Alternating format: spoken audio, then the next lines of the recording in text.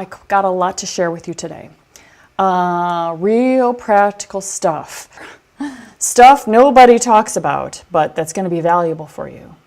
So there's a bit of a story with it too. The big lesson is that with film shoots, you don't think about it, but everybody is really, their careers are riding on that frickin' shoot. And when things go wrong is when your experience shows. And it's a very delicate thing to take a shoot that's not going well and be able to work it so that everybody leaves happy. But that's actually the art of filmmaking. That's really what you're learning. Setting up for a shot, shooting it, all the stuff that you're learning in film school, it's fine. You know, it's good. You can learn that just by observing on set, actually, while you get paid to be there, right? You've heard me say this before. Film school, completely unnecessary. You'll learn it all on set as you're there watching. But the stuff that really makes you money, that gets you hired again and again and again, because that's the whole point. You can love to do something, but if you're not hired to do it, if you're not paid to do it, if you don't get a chance to do it, what's it worth? You can know how to do it. Millions of people know how to act, and they're really good. Millions of people know how to shoot. Millions of people know how to light. Millions of people know how to do sound. Millions of people know how to do my job, but they're not being sent to Hawaii for a job. They're not making the kind of money I'm making. They're not at the top of their game. They're trying, and they're super nice people, and they're also really smart. So why am I there and they're not there? Well, I'm about to tell you a story that shows you, and this is really it. If you can learn this, you guys, this will show you that you have become a professional, a top professional when you start to learn this way of approaching your job. This is what gets you hired all the time. Okay, so back in December, right before Christmas, I'm sitting on that couch over there, and I get an email from this producer that I've worked with just a couple times. In fact, he's called me for jobs and I wasn't available, so I've referred other people. I don't know why he called me for this job, but I did just work with this production company that he was working for just like 3 weeks ago. And the head of production knows me. I've known her for 15 years. So it could have been that somebody said, and sometimes you will not know how you got the job. Somebody said, oh, Hawaii, oh, call Janet for this job. And then he's like, oh, Janet, I know her, I like her. And he calls me. He emails me, hey, Janet, are you available to talk? We have a shoot that's happening potentially in January. I'm like, sure, give me a call. So he calls me and he describes the job. He's like, okay, this job is ASMR, and we're shooting outside in a beautiful environment, and it's ASMR. Do you know what ASMR is? And I had just looked it up because he had told me in the email. And I was like, yeah, that's where they talk really quietly into microphones and they scratch the microphones, and it's all like sound effects and whispering and used for sleep and all that kind of thing. And so I'm like, okay, well, that's going to be challenging because anything that you record at a super low level in an outdoor environment it's going to be really hard to get, because ASMR is recorded indoors where there's no wind, where there's no extra sounds, and it's all very quiet recordings. So he said, okay, well, that's what they want to do. And so here's the fine line, you guys. The fine line is that somebody has come up with a concept that they want to shoot. Now, this applies directly to you because it's just going to, in all ways, that you cannot see yet until you're actually in the situation, and then you'll go back in your memory banks and you'll remember this talk. The people that come up with the idea, which can be executive at Warner Brothers, it could be a director, a big director that decides this is what I want to shoot, it could be the client, it could be something that somebody sold to somebody else. It could be something that you come up with as an idea that you sell to somebody else. Now let's look at it that way. If that's the case, you sold it, they pictured it, they love the idea, that means your career is riding on it, right? Makes sense? Okay, so your career is riding on your concept.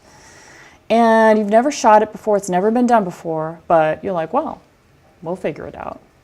And we usually do figure it out. It's just how much money do you want to spend to actually get it? That's what it all boils down to. Which, if it's your baby and you sold it, but it cost $1 million to actually get that product, probably not the best for your career. It's just all of these gray areas, you guys. So anyway, this was a concept. They wanted it. So now they're calling me and they're saying, this is what we want from you. And I'm saying to them, okay, we should definitely go for it. We might be able to get it, but I have to be very careful in the way that I word this. I can't say, no, you can't do that. I can't say, that's a ridiculous idea. I can't say, well, hopefully we're going to get it, but most chances we're not going to get it. I have to very carefully walk the line of showing them that I am committed to getting what they want. However, here are the challenges. Now, if you're taking notes, I would write that down. Committed to it. Here are the challenges. And you lay it out beforehand. This is part of experience. This is part of get it factor. You have to lay it out beforehand to set expectations. Now, the reason why that's important and the reason why people hire me is because of exactly that. Because I actually use the words when I'm speaking to the producer even before the shoot. We have to set expectations so that they know that these are the challenges beforehand. Otherwise, everybody gets there, we show up, and then we break it to them, hey, we cannot get this at all because of this and this and this. And they're like, what? And now they're pissed. Now everybody's in a bad mood. Now they're scrambling. Now people are looking bad because they've talked about this concept to their boss, to the agency, to the client, to the executives. Everybody's been sold on it. The money's there for it. They're spending a ton of money to get it. And now we can't get it. Now what are we going to do? Now everybody's career is there in the lurch. Does this make sense? So I flew in to Hawaii. So it was a one-day shoot on Saturday. They flew me in on Friday. At the airport, here is what I'm bringing. Of course, there's more equipment in there. Just waiting for my driver to arrive. Beautiful. And went to the production house. The DP was there setting up. And she's from the Netherlands. The director's from the Netherlands. And they're in the camera house. And right when I arrived in Hawaii, they bring me into the production house. And they're like, we're really glad you're here. However, and we want to introduce you to the DP, but this is really a bad time. She's really like stressed right now. So I go down there and she's totally stressed. And she's like, get me the head of Ari on the phone. She's like, this is not working, this lens and this body camera, we got to find a different body camera. And she was just like totally stressed. So what just happened was they're having problems with the camera and they have to bring a backup body from Los Angeles. So the production coordinator was looking for anybody that wants to fly over to Hawaii and bring that lens and stay a couple days and then go back. So I talked to her a little bit and then she just kind of calms down and she kind of starts to vent to me what's been going on, because you guys, it's super freaking stressful to have a shoot that's starting tomorrow and you're in Hawaii where there's not that many camera rental houses and things are not working.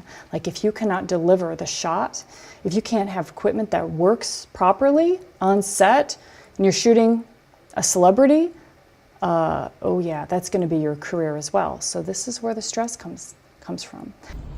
So I just prepped in there, and now they gave me an Uber to go to the Royal Hawaiian Hotel. Went back to my hotel room. Yeah, last time I was here, there was no way I was staying in a place like this. You've been here last time? I was stayed in a youth hostel last time. Now I come here on a film shoot and yeah, look at that. Look at how fancy this is. We're gonna have fun. Thank you so much. You did a great job. Yeah. And I got ready with all the equipment for the next day. All right, so this is the hotel room. There's all my equipment. That's all you need to do a big shoot here in Hawaii. Beautiful. So now the room looks quite different than it did before, huh? Yeah, we're getting ready. We're prepping for this job. And they just came to my door and they said, hey, I've got this for you. And this is a gift, I guess, from production.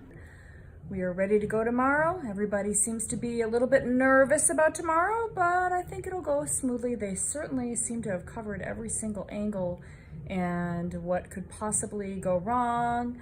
So the thing to learn from this is that even though you're there thinking about your own job, everybody's thinking about their jobs. That's what they're mostly thinking about, and they're nervous too. Then we had the shoot day on Saturday, which we started at 5:30 in the morning. So this is base camp, but it's not just any base camp. It's a rainbow base camp. Yes, our shoot in Hawaii, off to a good start. We're there on the shoot, and guess what's happening? It's so windy, you guys. It's super windy. And what happens with wind? It's really hard to record small sounds, right? Everybody is so interested in this. They're so worried about this, and all they're hearing in their microphones is just like, whoo. Now the camera also is kind of screwed up because we've got Zoe Kravitz's hair blowing all over, and the lights are moving and things are shifting. All I'm gonna say is that this is a really tough shoot. Not really going so well. You guys, this is just production. People's tensions get really high. All hell is breaking loose. People are like upset because it's windy, and I had set up with them that before the shoot that the wind is going to be the big problem. And here's the thing, you guys. People don't really know your job. If you do camera work, they don't really know what it's going to take to actually get that shot. If you do sound work, they don't really know exactly what it's going to take to get those, to deliver it. So therefore you have to guide them, and you have to articulate it in a way so that they understand. And you have to cover your ass, you have to cover their ass. Believe me, they want their ass covered. So how you word things in a way so that they can repeat it, that right there is a really good get it factor tip. So like the producer hired me. The producer needs to look good to the executive producer and the owner of the company, as well as the head of the agency. So this is a big commercial, right? So therefore, that they all need to look good to all those people. Same thing for the director.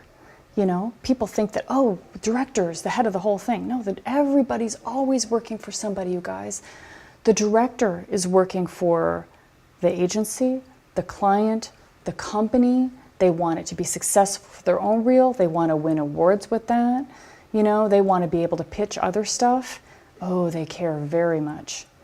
So you're wording things. You have to realize people's careers are the most important thing to them. And I got back to the hotel at 9 o'clock at night. So that's a long day. By the way, that day, that's like a 16-hour day, we had no lunch. We never broke for lunch. So that means that we have meal penalties because this was a union shoot. So I probably made $2,000 in labor just for that one day. $2,000 in labor.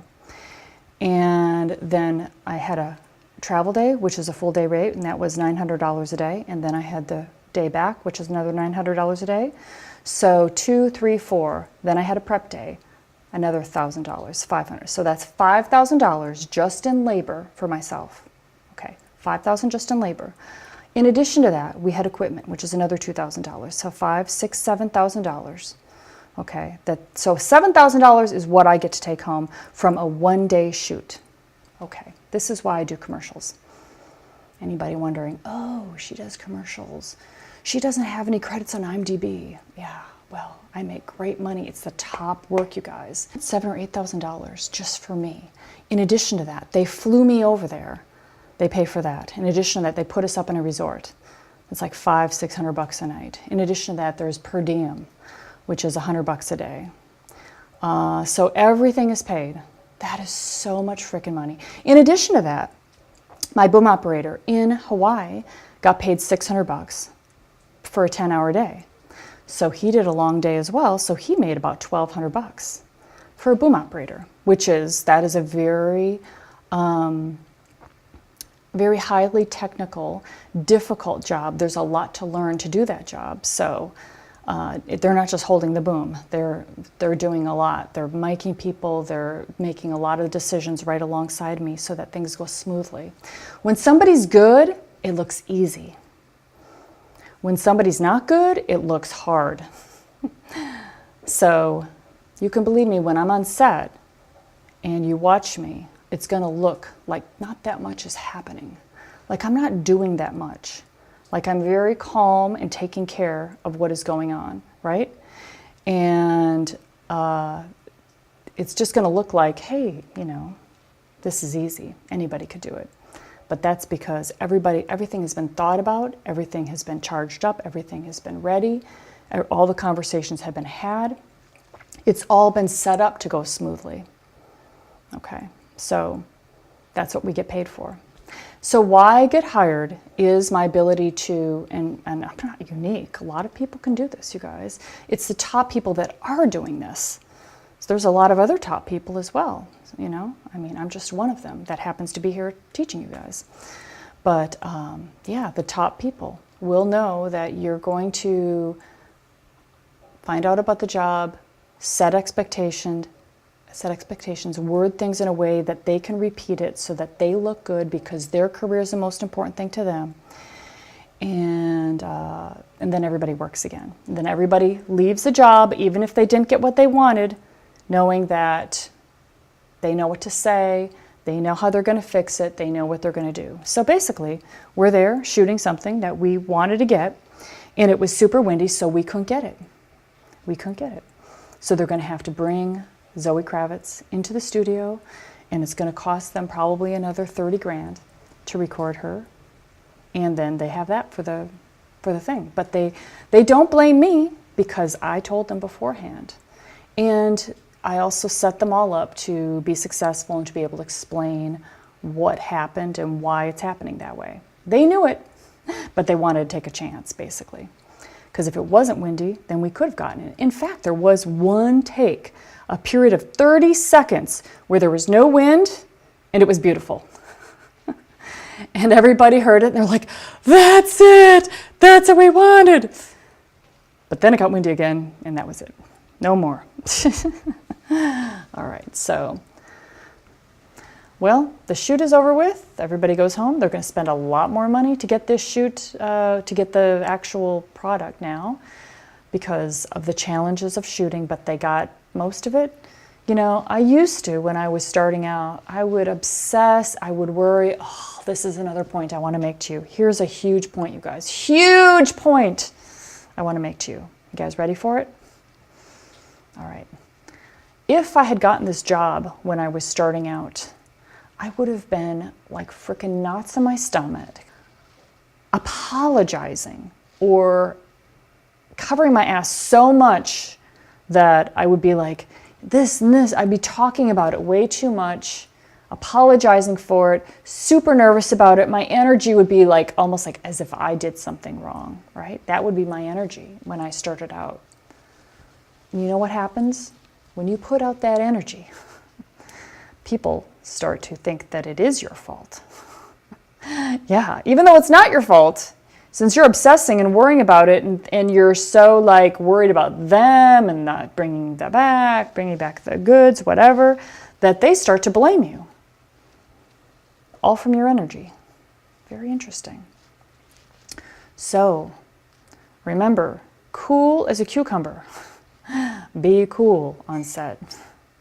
And it does take experience to be able to articulate it, why it is a certain way, in a calm way.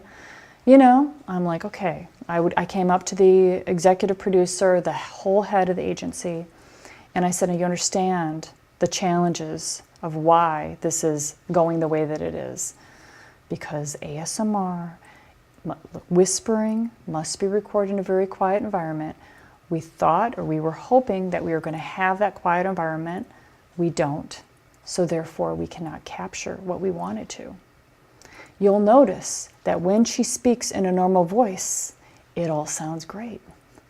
And that's typically what we're recording when we do dialogue outside, all the shoots that you guys have been on. So I'm saying this to them so that they can repeat it to somebody else, you guys, to cover their ass. All departments do this. All departments that are good do this so that people can articulate it and cover their ass. So now, I've said it in a very clear way that is teamwork, not blaming. I'm not saying you guys had a stupid concept and this is ridiculous that we're even doing this. Yeah, no. It's all teamwork. It's like, we had a great concept. We did as much planning as we could for it. The physics are this, and the environment and what's happened today is this. So you're gonna have to look at this like a scratch track that you will build your final sound off of. And they're like, yep, I understand. Yep. They're just like, okay, great. And then they appreciate being able to now explain it to somebody else, and they knew it could happen. But also my work was happening before the shoot even happened, when I set it up for them that this could happen. Everybody knew it. But you're walking that fine line of being on board and giving them what they want to give, and then also telling them what the challenges are. Okay, does that make sense? I know, it's just like, it's a perfect example. I wish it wasn't sound related, but it is, because it's what happened. It's what I can talk about, but it relates to all departments, because I'm telling you, camera, we try to get this shot, the wind came in, the sun never came out, that's why it looks dull. And the morning stuff looked like this, but now the afternoon looks like this. We're having difficulty matching. We're going to have to do this or spend money there. It's the same stuff. They changed lines now and say there was something that the actor practiced to say it a certain way.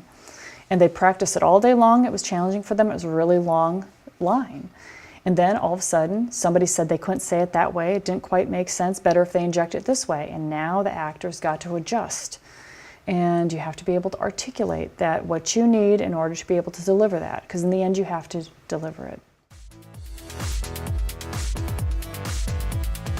So did you enjoy that? If so, go to breakinprofessionally.com and just sign up. It's free and you will learn a ton. Okay, have a great day, guys. Bye.